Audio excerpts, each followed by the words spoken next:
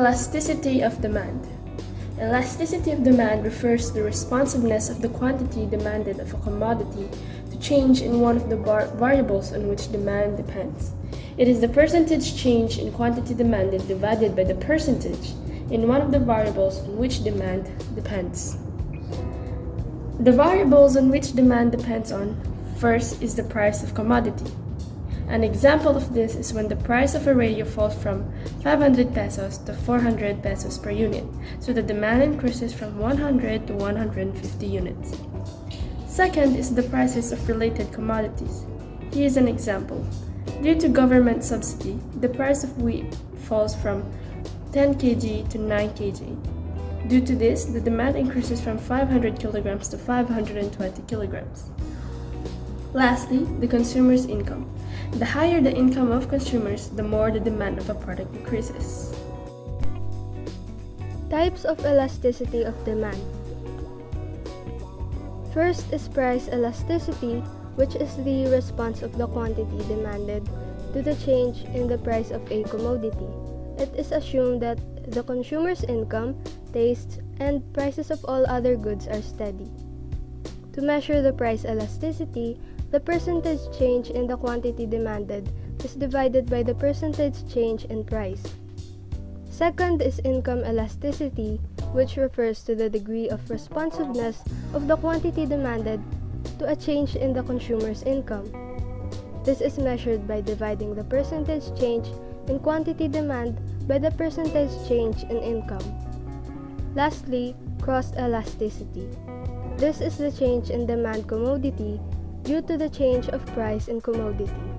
Symbolically, it is calculated through the percentage change in quantity demanded of good A by the percentage change in the price of good B. The competitive market. This is a market where there are many producers that compete with one another to provide consumers goods and services. In other words, not one single producer can dictate the market. In addition to that, like producers, the market is available for many consumers. One producer and one consumer cannot decide the price of goods or decide the quantity that will be produced. Let's now tackle the characteristics of a competitive market, starting with the profit motive.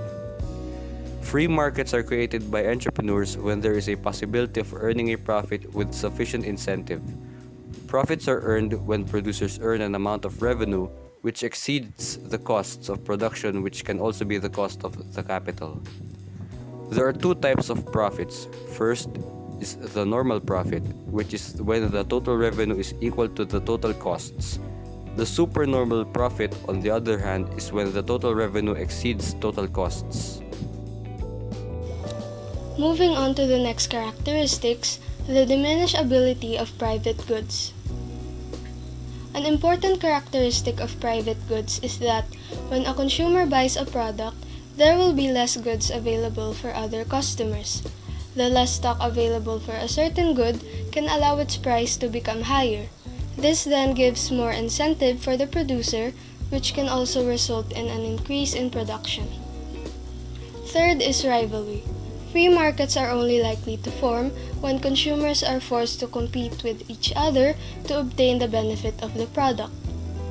This characteristic is related to the principle of diminished ability. To further explain, consumers compete in order to guarantee that they have secured the benefit of a good or service, especially since stocks are limited and will diminish soon. Next is excludability, wherein consumers can be excluded from buying a product or service for many reasons, including if they are unable to pay. Next, consumers can reject goods if they do not want or need them. This is principle of rejectability. A customer is free to reject a product and a seller cannot force them to buy it. Positive marginal cost. Marginal cost is due to the creation of private goods involving the use of scarce resources. More consumers will lead to more products needed to be produced, which gives more marginal cost.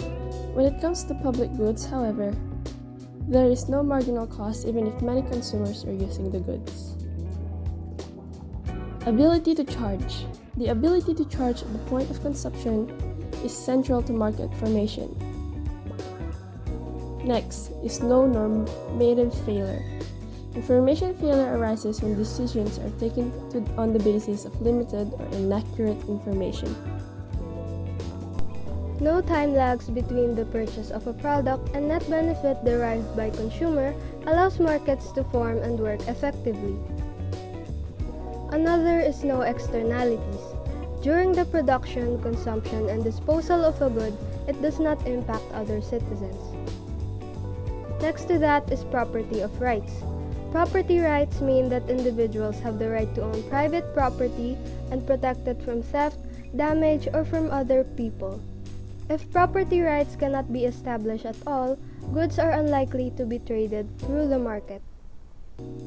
Lastly, incentive entrepreneur. When the effects of all the characteristics stated earlier are combined, markets are more likely to form.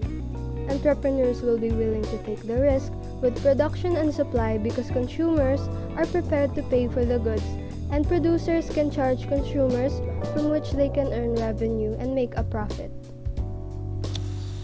Moving on to efficiency and fairness. A group of British philosophers in the 19th century, known as the utilitarian, introduced the idea that happiness of individuals can be measured and added up or aggregated. Vilfredo Pareto, an Italian economist, disagreed with this. In his Manual of Political Economy, he introduced a weaker definition of social welfare that has come to dominate modern economics. Pareto said that individuals know their own preferences and will do what suits them best. If everyone follows their own tastes, society will soon reach a point where no one can be made better off without hurting someone else. This state is known as Pareto optimality or Pareto efficiency. To further explain the Pareto efficiency, a government wants to improve the welfare of its people. However, individual welfare is unmeasurable in absolute terms. A reasonable aim would be to reach a state of Pareto efficiency where each individual trades to improve their own welfare until they reach a compromise or equilibrium where you can't make one person better off without hurting the others. Pareto efficiency is used to determine efficient production. For example, two people own a garden. One prefers flowers while the other prefers vegetables, so planting a combination of both would be efficient.